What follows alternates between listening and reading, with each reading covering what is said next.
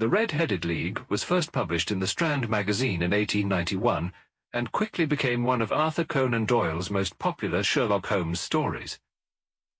It highlights Doyle's fascination with the bizarre and the trivial, often showing how seemingly absurd events can lead to significant criminal discoveries. The story is also notable for showcasing Holmes's ability to solve a case through observation and logical deduction rather than brute force. The idea of a red-headed league is a humorous invention by Doyle, but it cleverly satirizes the absurdity of certain social clubs and secret societies that were popular in Victorian England. Arthur Conan Doyle, The Red-Headed League. I had called upon my friend, Mr. Sherlock Holmes, one day in the autumn of last year, and found him in deep conversation with a very stout, florid-faced, elderly gentleman with fiery red hair. With an apology for my intrusion, I was about to withdraw when Holmes pulled me abruptly into the room and closed the door behind me. "You could not possibly have come at a better time, my dear Watson," he said cordially. "I was afraid that you were engaged." "So I am?" "Very much so. Then I can wait in the next room." "Not at all. This gentleman, Mr. Wilson, has been my partner and helper in many of my most successful cases, and I have no doubt that he will be of the utmost use to me in yours also." The stout gentleman half rose from his chair and gave a bob of greeting, with a quick little questioning glance from his small, fat-encircled eyes. "Try the settee," said Holmes, relapsing into his armchair and putting his fingertips together, as was his custom when in judicial moods. "I know, my dear Watson, that you share my love of all that is bizarre and outside the conventions and humdrum routine of everyday life.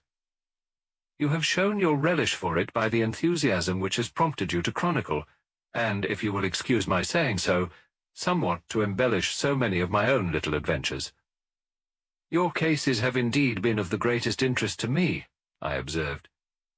"You will remember that I remarked the other day, just before we went into the very simple problem presented by Miss Mary Sutherland, that for strange effects and extraordinary combinations we must go to life itself, which is always far more daring than any effort of the imagination.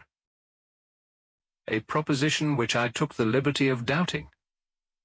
"You did, Doctor, but nonetheless you must come round to my view, for otherwise I shall keep on piling fact upon fact on you until your reason breaks down under them and acknowledges me to be right. Now, Mr. Jabez Wilson here has been good enough to call upon me this morning, and to begin a narrative which promises to be one of the most singular which I have listened to for some time. You have heard me remark that the strangest and most unique things are very often connected not with the larger but with the smaller crimes, and occasionally, indeed, where there is room for doubt whether any positive crime has been committed. As far as I have heard, it is impossible for me to say whether the present case is an instance of crime or not, but the course of events is certainly among the most singular that I have ever listened to. Perhaps, Mr. Wilson, you would have the great kindness to recommence your narrative. I ask you not merely because my friend Dr. Watson has not heard the opening part, but also because the peculiar nature of the story makes me anxious to have every possible detail from your lips. As a rule, when I have heard some slight indication of the course of events, I am able to guide myself by the thousands of other similar cases which occur to my memory. In the present instance, I am forced to admit that the facts are, to the best of my belief, unique." The portly client puffed out his chest with an appearance of some little pride, and pulled a dirty and wrinkled newspaper from the inside pocket of his greatcoat. As he glanced down the advertisement column, with his head thrust forward and the paper flattened out upon his knee, I took a good look at the man and endeavoured, after the fashion of my companion, to read the indications which might be presented by his dress or appearance. I did not gain very much, however, by my inspection. Our visitor bore every mark of being an average commonplace British tradesman, obese, pompous, and slow. He wore rather baggy grey shepherd's check trousers, a not over-clean black frock coat, unbuttoned in the front, and a drab waistcoat with a heavy brassy Albert chain, and a square, pierced bit of metal dangling down as an ornament. A frayed top hat and a faded brown overcoat with a wrinkled velvet collar lay upon a chair beside him. Altogether, look as I would, there was nothing remarkable about the man save his blazing red head and the expression of extreme chagrin and discontent upon his features. Sherlock Holmes' quick eye took in my occupation, and he shook his head with a smile as he noticed my questioning glances. Beyond the obvious facts that he has at some time done manual labour, that he takes snuff, that he is a Freemason, that he has been in China, and that he has done a considerable amount of writing lately, I can deduce nothing else. Mr. Jabez Wilson started up in his chair, with his forefinger upon the paper, but his eyes upon my companion. "How, in the name of good fortune, did you know all that, Mr. Holmes?" he asked. "How did you know, for example, that I did manual labour? It's as true as gospel, for I began as a ship's carpenter." "Your hands, my dear sir. Your right hand is quite a size larger than your left. You have worked with it, and the muscles are more developed. Well, the snuff, then, and the Freemasonry?" "I won't insult your intelligence by telling you how I read that, especially as, rather against the strict rules of your order, you use an arc and compass breastpin." "Ah, of course, I forgot that. But the writing? What else can be indicated by that right cuff so very shiny for 5 inches, and the left one with the smooth patch near the elbow where you rest it upon the desk?" "Well, but China. The fish that you have tattooed immediately above your right wrist could only have been done in China. I have made a small study of tattoo marks, and have even contributed to the literature of the subject. That trick of staining the fish's scales of a delicate pink is quite peculiar to China. When, in addition, I see a Chinese coin hanging from your watch chain, the matter becomes even more simple." Mr. Jabez Wilson laughed heavily. "Well, I never," said he. "I thought at first that you had done something clever, but I see that there was nothing in it after all." "I begin to think, Watson," said Holmes, "that I make a mistake in explaining. Omne ignotum pro magnifico, you know, and my poor little reputation, such as it is, will suffer shipwreck if I am so candid. Can you not find the advertisement, Mr. Wilson?" "Yes, I have got it now," he answered, with his thick red finger planted halfway down the column. "Here it is. This is what began it all. You just read it for yourself, sir." I took the paper from him and read as follows. To the Red-Headed League. On account of the bequest of the late Ezekiah Hopkins of Lebanon, Pennsylvania, USA, there is now another vacancy open which entitles a member of the League to a salary of 4 tasses a week for purely nominal services. All red-headed men who are sound in body and mind and above the age of 21 years are eligible. Apply in person on Monday at 11 o'clock to Duncan Ross at the offices of the League, 7 Pope's Court, Fleet Street. "What on earth does this mean?" I ejaculated, after I had twice read over the extraordinary announcement. Holmes chuckled and wriggled in his chair, as was his habit when in high spirits. "It is a little off the beaten track, isn't it?" said he. "And now, Mr. Wilson, off you go at scratch, and tell us all about yourself, your household, and the effect which this advertisement had upon your fortunes. You will first make a note, Doctor, of the paper and the date. It is the Morning Chronicle of April 27th, 1890, just 2 months ago." "Very good. Now, Mr. Wilson?" "Well, it is just as I have been telling you, Mr. Sherlock Holmes," said Jabez Wilson, mopping his forehead. "I have a small pawnbroker's business at Coburg Square near the city. It's not a very large affair, and of late years it has not done more than just give me a living. I used to be able to keep 2 assistants, but now I only keep 1, and I would have a job to pay him, but that he is willing to come for half wages so as to learn the business." "What is the name of this obliging youth?" asked Sherlock Holmes. "His name is Vincent Spaulding, and he's not such a youth either. It's hard to say his age. I should not wish a smarter assistant, Mr. Holmes, and I know very well that he could better himself and earn twice what I'm able to give him. But after all, if he is satisfied, why should I put ideas in his head?" "Why, indeed? You seem most fortunate in having an employee who comes under the full market price. It is not a common experience among employers in this age. I don't know that your assistant is not as remarkable as your advertisement." "Oh, he has his faults too," said Mr. Wilson. "Never was such a fellow for photography, snapping away with a camera when he ought to be improving his mind, and then diving down into the cellar like a rabbit into its hole to develop his pictures. That is his main fault, but on the whole he's a good worker. There's no vice in him." "He is still with you, I presume?" "Yes, sir. He and a girl of 14 who does a bit of simple cooking and keeps the place clean. That's all I have in the house, for I am a widower and never had any family. We live very quietly, sir, the three of us, and we keep a roof over our heads and pay our debts if we do nothing more. The first thing that put us out was that advertisement. Spaulding, he came down into the office just this day 8 weeks, with this very paper in his hand, and he says, 'I wish to the Lord, Mr. Wilson, that I was a red-headed man.' 'Why that?' I asks. 'Why,' says he, 'here's another vacancy on the League of the Red-Headed Men. It's worth quite a little fortune to any man who gets it, and I understand that there are more vacancies than there are men, so that the trustees are at their wits' end what to do with the money. If my hair would only change colour, here's a nice little crib all ready for me to step into.' 'Why, what is it then?'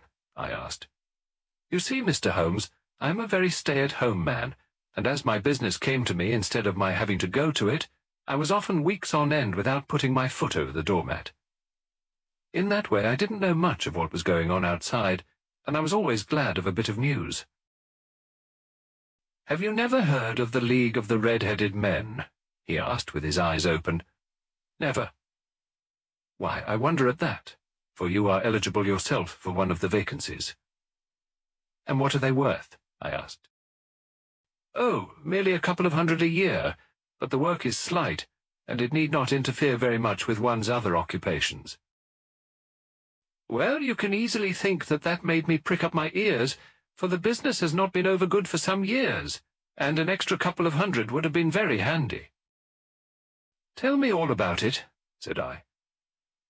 'Well,' said he, showing me the advertisement, 'you can see for yourself that the League has a vacancy, and there is the address where you should apply for particulars.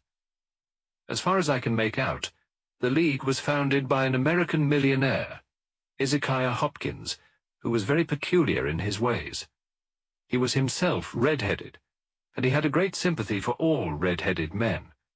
So, when he died, it was found that he had left his enormous fortune in the hands of trustees, with instructions to apply the interest to the providing of easy berths to men whose hair is of that colour. From all I hear, it is splendid pay and very little to do.' 'But,' said I, 'there would be millions of red-headed men who would apply.' 'Not so many as you might think,' he answered. 'You see, it is really confined to Londoners and to grown men. This American had started from London when he was young, and he wanted to do the old town a good turn. Then again, I have heard it is no use your applying if your hair is light red or dark red or anything but real bright, blazing, fiery red. Now, if you cared to apply, Mr. Wilson, you would just walk in, but perhaps it would hardly be worth your while to put yourself out of the way for the sake of a few £100. Now, it is a fact, gentlemen, as you may see for yourselves, that my hair is of a very full and rich tint, so that it seemed to me that if there was to be any competition in the matter, I stood as good a chance as any man that I had ever met. Vincent Spaulding seemed to know so much about it that I thought he might prove useful. So I just ordered him to put up the shutters for the day and to come right away with me.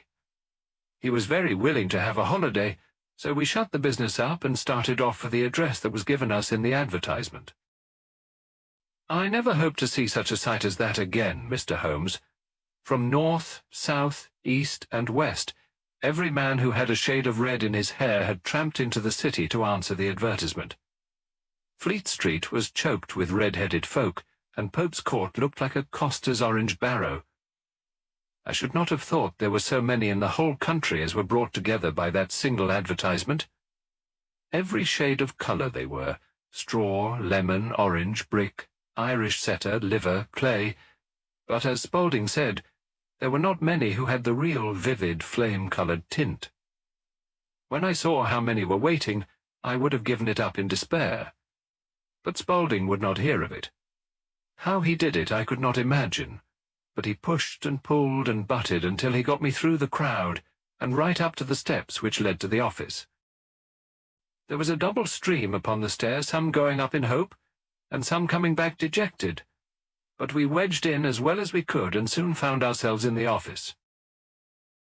"Your experience has been a most entertaining one," remarked Holmes, as his client paused and refreshed his memory with a huge pinch of snuff.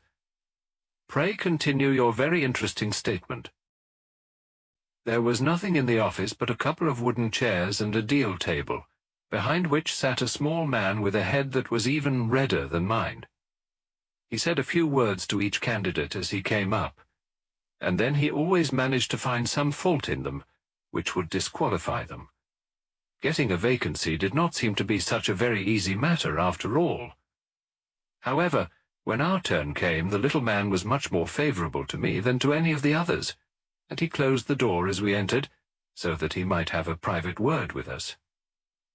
"This is Mr. Jabez Wilson," said my assistant, "and he is willing to fill a vacancy in the League." "And he is admirably suited for it," the other answered.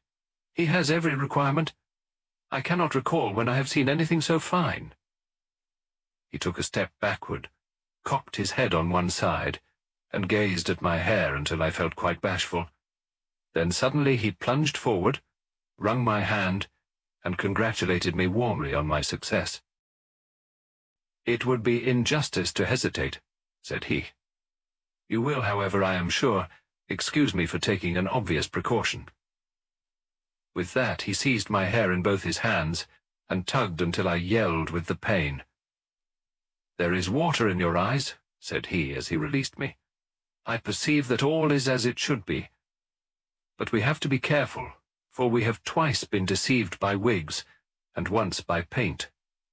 I could tell you tales of cobbler's wax, which would disgust you with human nature." He stepped over to the window and shouted through it at the top of his voice that the vacancy was filled. A groan of disappointment came up from below, and the folk all trooped away in different directions, until there was not a redhead to be seen except my own, and that of the manager.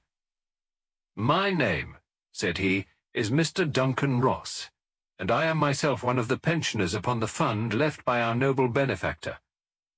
Are you a married man, Mr. Wilson? Have you a family?" I answered that I had not. His face fell immediately. "Dear me," he said gravely, "that is very serious indeed. I'm sorry to hear you say that. The fund was, of course, for the propagation and spread of the redheads as well as for their maintenance. It is exceedingly unfortunate that you should be a bachelor." My face lengthened at this, Mr. Holmes, for I thought that I was not to have the vacancy after all. But after thinking it over for a few minutes, he said that it would be all right. "In the case of another," said he, "the objection might be fatal, but we must stretch a point in favour of a man with such a head of hair as yours. When shall you be able to enter upon your new duties?" "Well, it is a little awkward, for I have a business already," said I. "Oh, never mind about that, Mr. Wilson," said Vincent Spaulding. "I should be able to look after that for you." "What would be the hours?" I asked. 10 to 2. "Now, a pawnbroker's business is mostly done of an evening, Mr. Holmes, especially Thursday and Friday evening, which is just before payday, so it would suit me very well to earn a little in the mornings. Besides, I knew that my assistant was a good man, and that he would see to anything that turned up." "That would suit me very well," said I. "And the pay?" "Is 4 a week."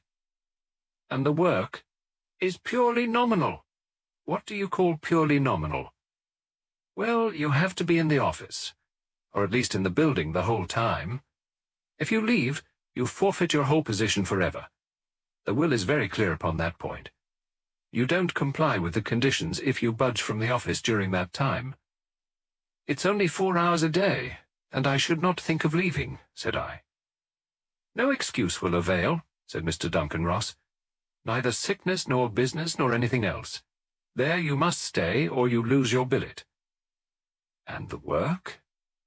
Is to copy out the Encyclopaedia Britannica. There is the first volume of it in that press. You must find your own ink, pens, and blotting paper, but we provide this table and chair. Will you be ready tomorrow? Certainly, I answered. Then goodbye, Mr. Jabez Wilson, and let me congratulate you once more on the important position which you have been fortunate enough to gain. He bowed me out of the room, and I went home with my assistant, hardly knowing what to say or do. I was so pleased at my own good fortune. Well, I thought over the matter all day, and by evening I was in low spirits again, for I had quite persuaded myself that the whole affair must be some great hoax or fraud, though what its object might be I could not imagine. It seemed altogether past belief that anyone could make such a will, or that they would pay such a sum for doing anything so simple as copying out the Encyclopaedia Britannica. Vincent Spaulding did what he could to cheer me up, but by bedtime I had reasoned myself out of the whole thing.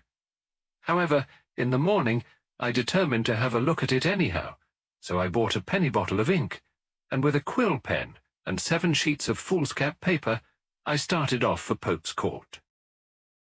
Well, to my surprise and delight, everything was as right as possible. The table was set out ready for me, and Mr. Duncan Ross was there to see that I got fairly to work. He started me off upon the letter A, and then he left me, but he would drop in from time to time to see that all was right with me. At 2 o'clock he bade me good day, complimented me upon the amount that I had written, and locked the door of the office after me. This went on day after day, Mr. Holmes, and on Saturday the manager came in and planked down 4 golden sovereigns for my week's work. It was the same next week, and the same the week after. Every morning I was there at 10, and every afternoon I left at 2. By degrees, Mr. Duncan Ross took to coming in only once of a morning, and then, after a time, he did not come in at all. Still, of course, I never dared to leave the room for an instant, for I was not sure when he might come, and the billet was such a good one and suited me so well that I would not risk the loss of it. 8 weeks passed away like this, and I had written about abbots and archery and armour and architecture and Attica, and hoped with diligence that I might get on to the bees before very long. It cost me something in foolscap, and I had pretty nearly filled a shelf with my writings.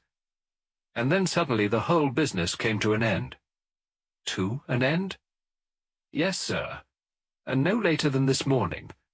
I went to my work as usual at 10 o'clock, but the door was shut and locked, with a little square of cardboard hammered on to the middle of the panel with a tack.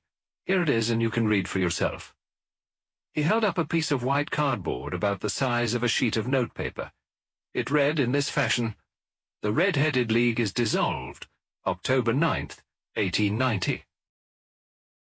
Sherlock Holmes and I surveyed this curt announcement and the rueful face behind it, until the comical side of the affair so completely overtopped every other consideration that we both burst out into a roar of laughter.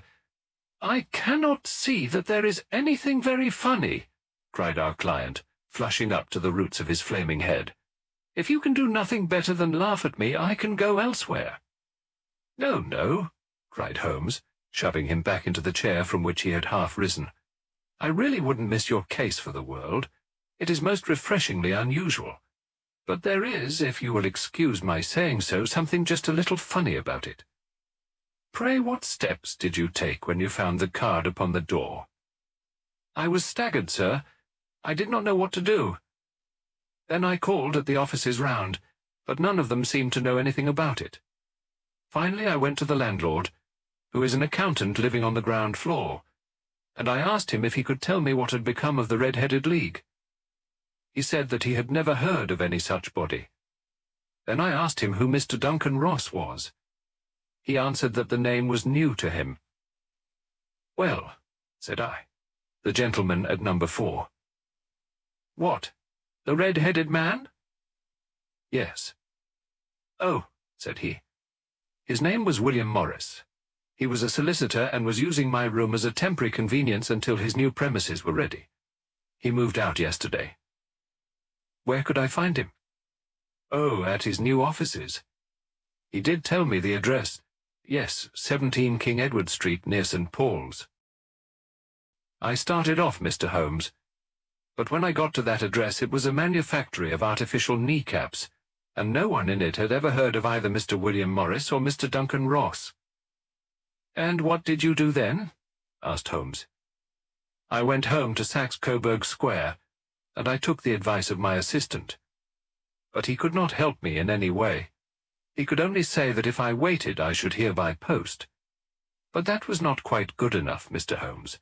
I did not wish to lose such a place without a struggle, so, as I had heard that you were good enough to give advice to poor folk who were in need of it, I came right away to you."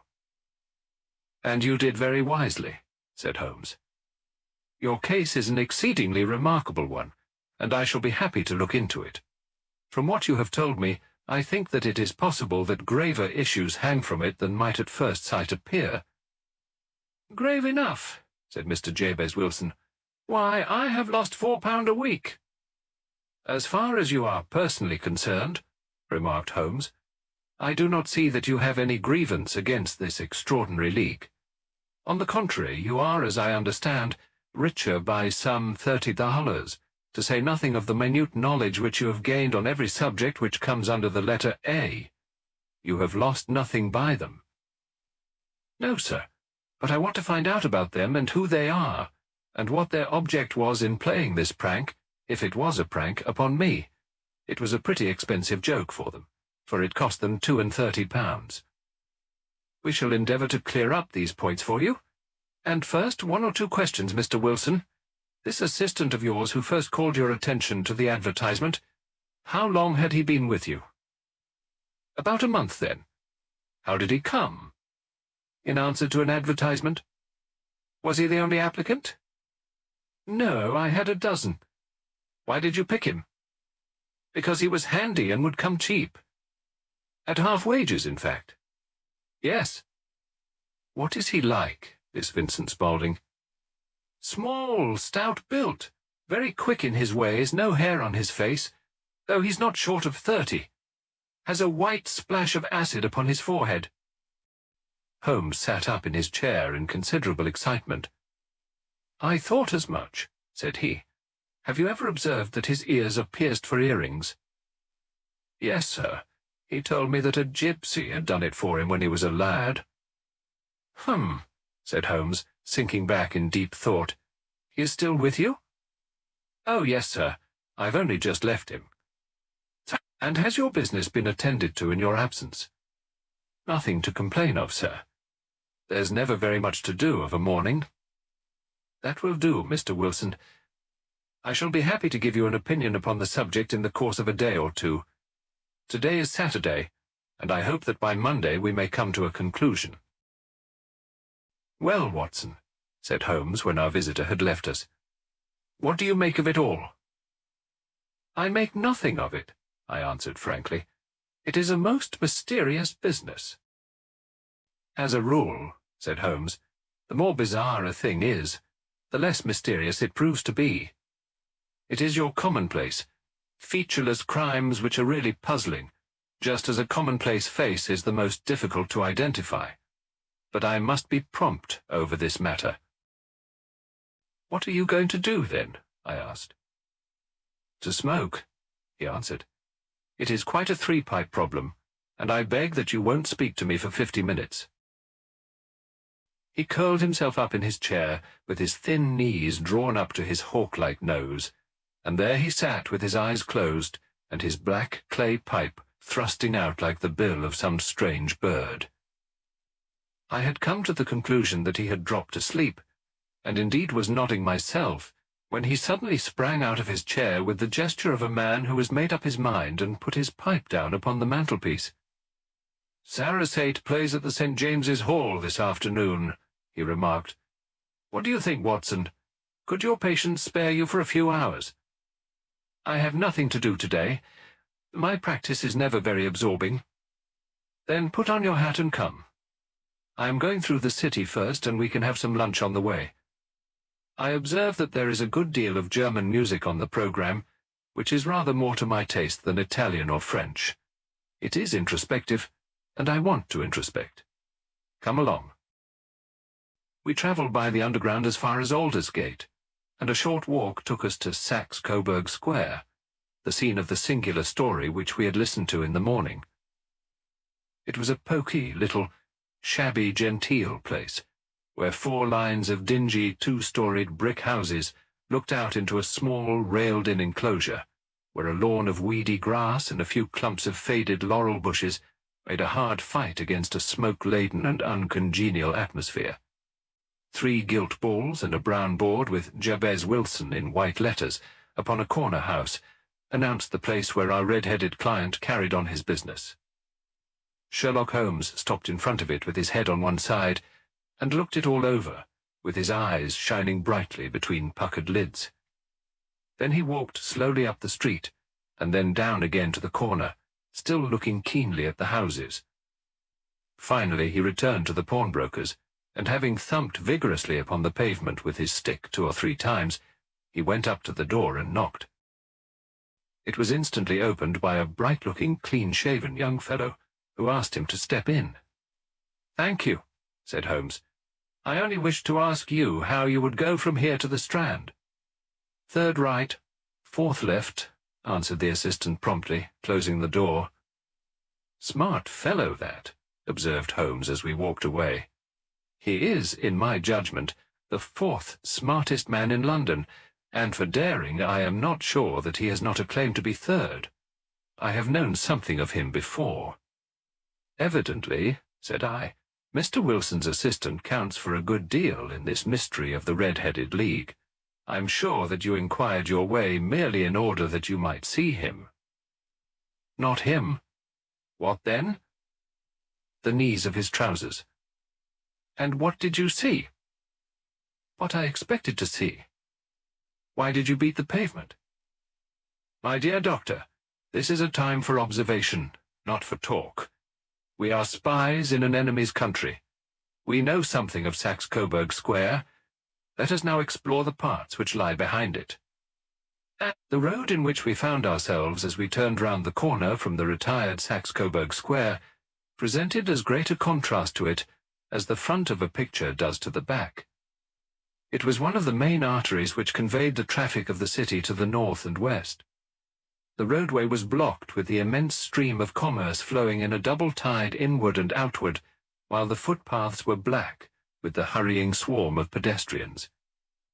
It was difficult to realize, as we looked at the line of fine shops and stately business premises, that they really abutted on the other side upon the faded and stagnant square which we had just quitted. "Let me see," said Holmes, standing at the corner and glancing along the line. "I should like just to remember the order of the houses here. It is a hobby of mine to have an exact knowledge of London. There is Mortimer's, the tobacconist, the little newspaper shop, the Coburg branch of the City and Suburban Bank, the vegetarian restaurant, and McFarlane's carriage-building depot. That carries us right on to the other block. And now, Doctor, we've done our work, so it's time we had some play.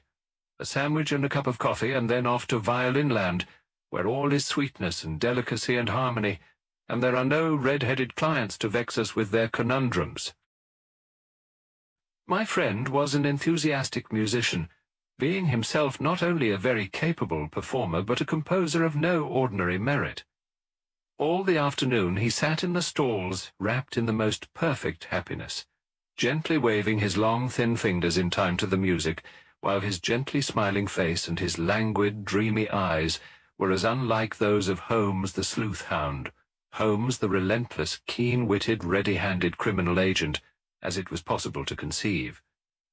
In his singular character, the dual nature alternately asserted itself, and his extreme exactness and astuteness represented, as I have often thought, the reaction against the poetic and contemplative mood which occasionally predominated in him.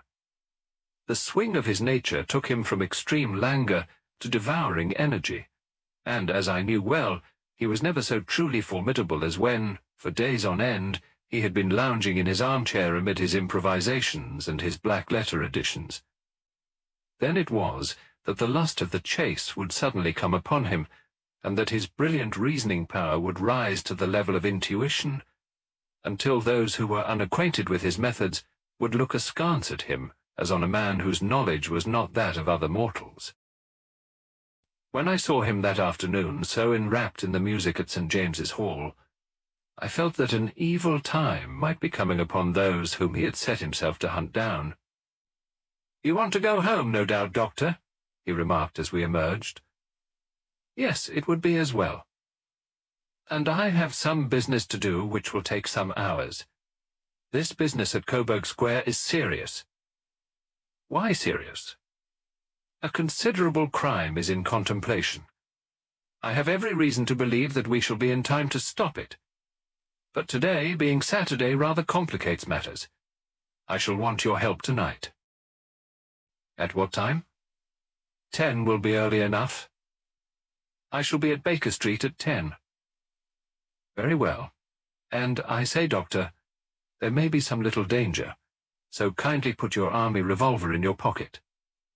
He waved his hand, turned on his heel, and disappeared in an instant among the crowd. I trust that I am not more dense than my neighbours, but I was always oppressed with a sense of my own stupidity in my dealings with Sherlock Holmes. Here I had heard what he had heard. I had seen what he had seen. And yet from his words it was evident that he saw clearly not only what had happened, but what was about to happen, while to me the whole business was still confused and grotesque.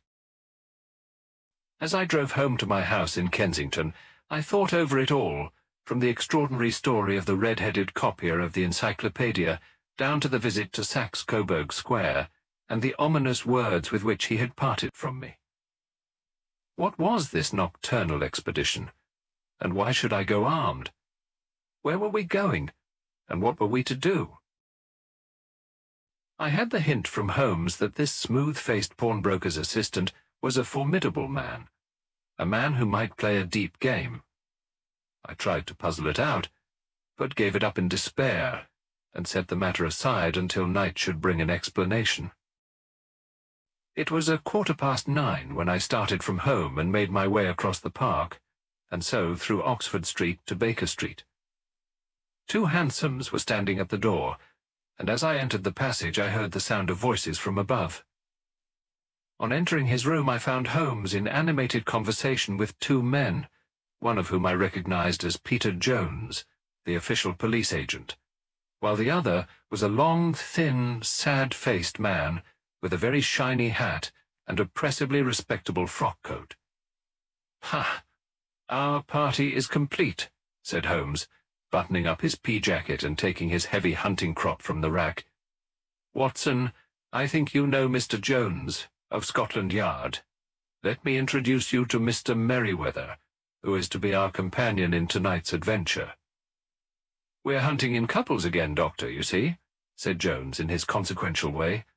"Our friend here is a wonderful man for starting a chase.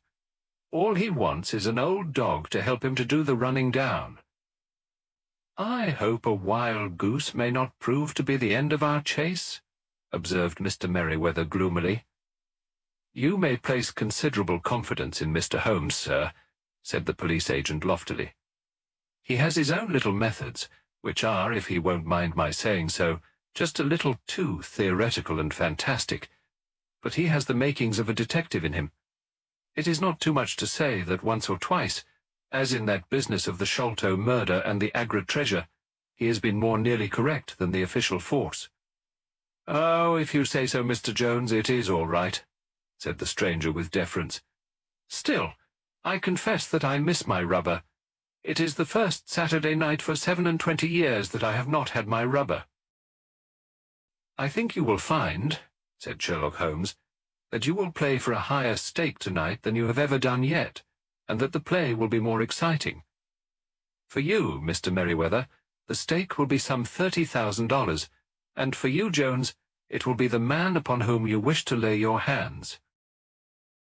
"John Clay, the murderer, thief, smasher, and forger.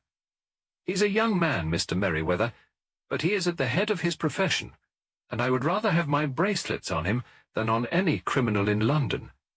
He's a remarkable man, is young John Clay. His grandfather was a royal duke, and he himself has been to Eton and Oxford.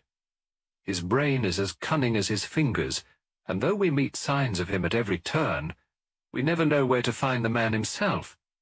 He'll crack a crib in Scotland one week, and be raising money to build an orphanage in Cornwall the next. I've been on his track for years, and have never set eyes on him yet. I hope that I may have the pleasure of introducing you tonight. I've had one or two little turns also with Mr. John Clay, and I agree with you that he is at the head of his profession. It is past 10, however, and quite time that we started. If you two will take the first hansom, Watson and I will follow in the second. Sherlock Holmes was not very communicative during the long drive, and lay back in the cab humming the tunes which he had heard in the afternoon. We rattled through an endless labyrinth of gas-lit streets until we emerged into Farrington Street. "We are close there now," my friend remarked. "This fellow Merryweather is a bank director, and personally interested in the matter. I thought it as well to have Jones with us also. He is not a bad fellow, though an absolute imbecile in his profession. He has one positive virtue. He is as brave as a bulldog, and as tenacious as a lobster if he gets his claws upon anyone. Here we are, and they are waiting for us." We had reached the same crowded thoroughfare in which we had found ourselves in the morning. Our cabs were dismissed, and following the guidance of Mr. Merryweather, we passed down a narrow passage and through a side door, which he opened for us. Within there was a small corridor, which ended in a very massive iron gate. This also was opened, and led down a flight of winding stone steps, which terminated at another formidable gate. Mr. Merryweather stopped to light a lantern, and then conducted us down a dark, earth-smelling passage, and so, after opening a third door, into a huge vault, or cellar, which was piled all round with crates and massive boxes. "You are not very vulnerable from above," Holmes remarked as he held up the lantern and gazed about him. "Nor from below," said Mr. Merryweather, striking his stick upon the flags which lined the floor. "Why, dear me, it sounds quite hollow," he remarked, looking up in surprise. "I must really ask you to be a little more quiet," said Holmes severely. "You have already imperilled the whole success of our expedition. Might I beg that you would have the goodness to sit down upon one of those boxes, and not to interfere?" The solemn Mr. Merryweather perched himself upon a crate, with a very injured expression upon his face, while Holmes fell upon his knees upon the floor, and with the lantern and a magnifying lens began to examine minutely the cracks between the stones. A few seconds sufficed to satisfy him, for he sprang to his feet again and put his glass in his pocket. "We have at least an hour before us," he remarked, "for they can hardly take any steps until the good pawnbroker is safely in bed. Then they will not lose a minute, for the sooner they do their work, the longer time they will have for their escape. We are at present, Doctor, as no doubt you have divined, in the cellar of the city branch of one of the principal London banks.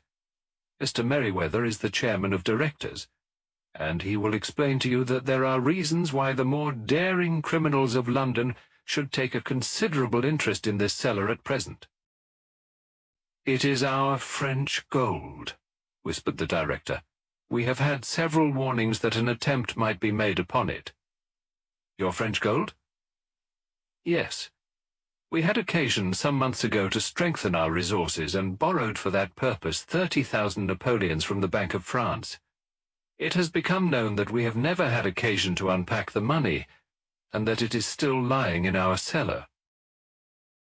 The crate upon which I sit contains 2,000 Napoleons packed between layers of lead foil. Our reserve of bullion is much larger at present than is usually kept in a single branch office, and the directors have had misgivings upon the subject." "Which were very well justified," observed Holmes. "And now it is time that we arranged our little plans. I expect that within an hour matters will come to a head. In the meantime, Mr. Merryweather, we must put the screen over that dark lantern." "And sit in the dark?" "I am afraid so. I had brought a pack of cards in my pocket, and I thought that, as we were a partie carrée, you might have your rubber after all. But I see that the enemy's preparations have gone so far that we cannot risk the presence of a light. And first of all, we must choose our positions. These are daring men, and though we shall take them at a disadvantage, they may do us some harm unless we are careful. I shall stand behind this crate, and do you conceal yourselves behind those. Then, when I flash a light upon them, close in swiftly. If they fire, Watson, have no compunction about shooting them down." I placed my revolver, cocked, upon the top of the wooden case, behind which I crouched. Holmes shot the slide across the front of his lantern and left us in pitch darkness. Such an absolute darkness as I have never before experienced. The smell of hot metal remained to assure us that the light was still there, ready to flash out at a moment's notice. To me, with my nerves worked up to a pitch of expectancy, there was something depressing and subduing in the sudden gloom, and in the cold, dank air of the vault. "They have but one retreat," whispered Holmes. "That is back through the house into Saxe-Coburg Square. I hope that you have done what I asked you, Jones." "I have an inspector and 2 officers waiting at the front door." "Then we have stopped all the holes, and now we must be silent and wait." What a time it seemed! From comparing notes afterwards, it was but an hour and a quarter, yet it appeared to me that the night must have almost gone, and the down be breaking above use. My limbs were weary and stiff, for I feared to change my position, yet my nerves were worked up to the highest pitch of tension, and my hearing was so acute that I could not only hear the gentle breathing of my companions, but I could distinguish the deeper, heavier in-breath of the bulky Jones from the thin, sighing note of the bank director. From my position I could look over the case in the direction of the floor. Suddenly my eyes caught the glint of a light. At first it was but a lurid spark upon the stone pavement.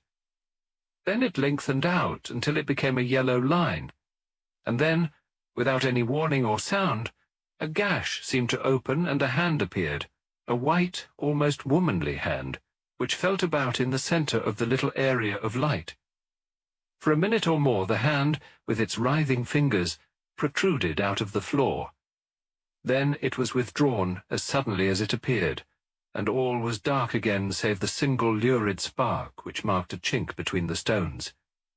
Its disappearance, however, was but momentary.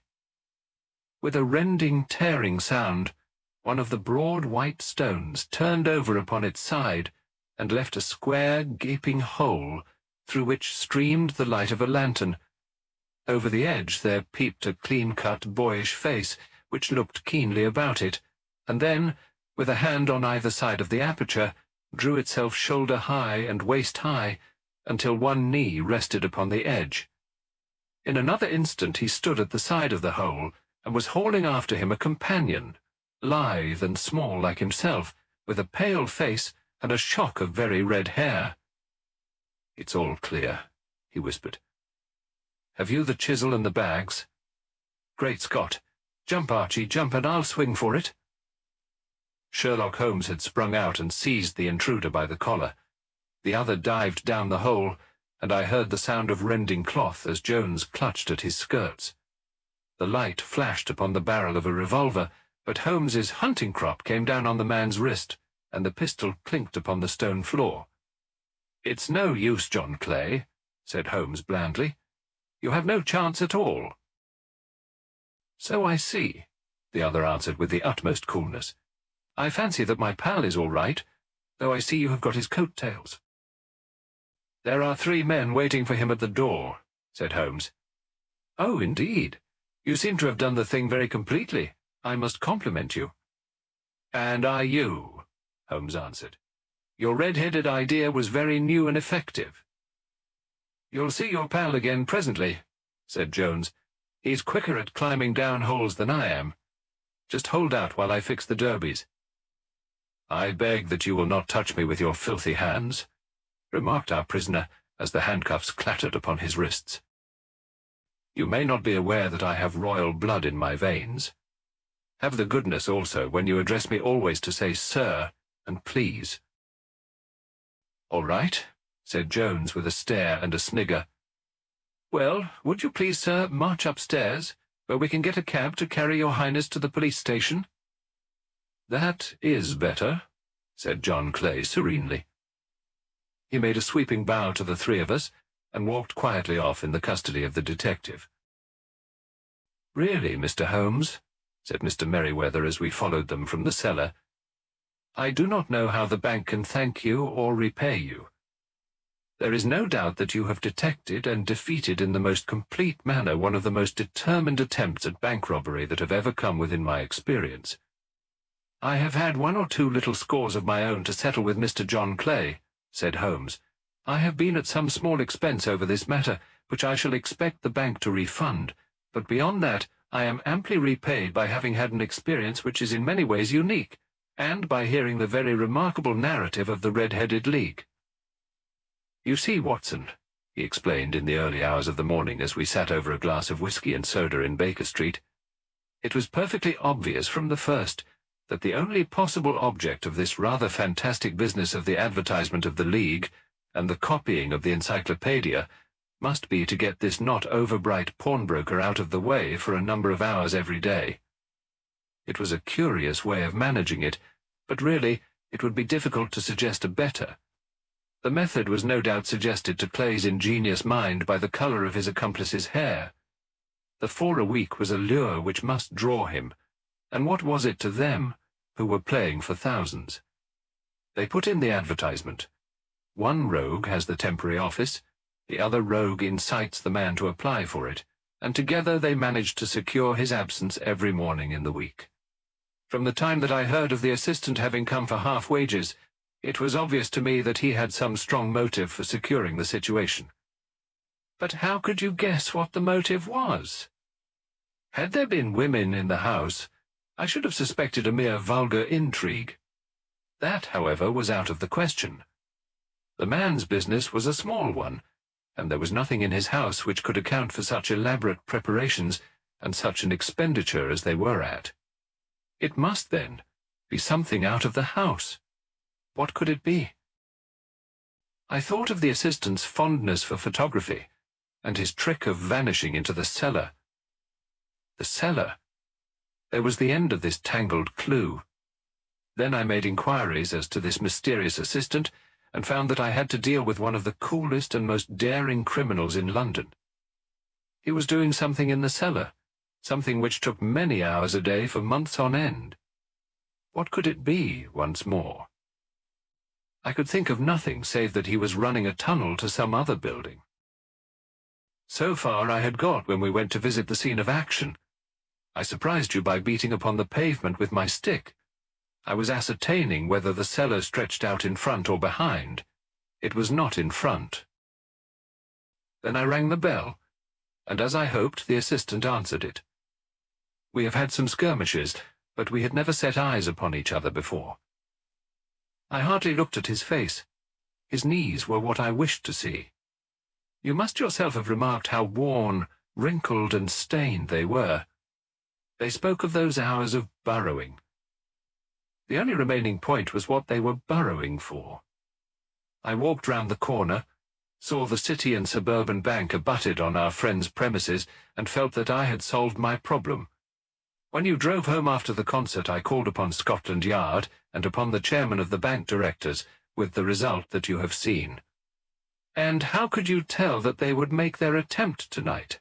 I asked.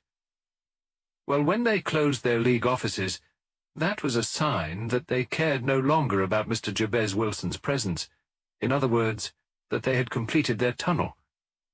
But it was essential that they should use it soon, as it might be discovered, or the bullion might be removed.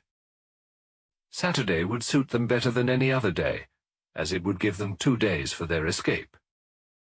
For all these reasons, I expected them to come tonight. You reasoned it out beautifully, I exclaimed in unfeigned admiration. It is so long a chain, and yet every link rings true. "It saved me from ennui," he answered, yawning. "Alas, I already feel it closing in upon me. My life is spent in one long effort to escape from the commonplaces of existence. These little problems help me to do so." "And you are a benefactor of the race," said I. He shrugged his shoulders. "Well, perhaps after all it is of some little use," he remarked. "L'homme c'est rien, l'œuvre c'est tout," as Gustave Flaubert wrote to George Sand.